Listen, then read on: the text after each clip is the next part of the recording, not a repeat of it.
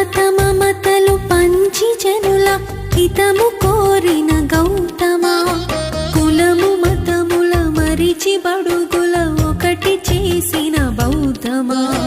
సమత మమతలు పంచి జనుల హితము కోరిన గౌతమా, కులము మతముల మరిచి బడుగుల ఒకటి చేసిన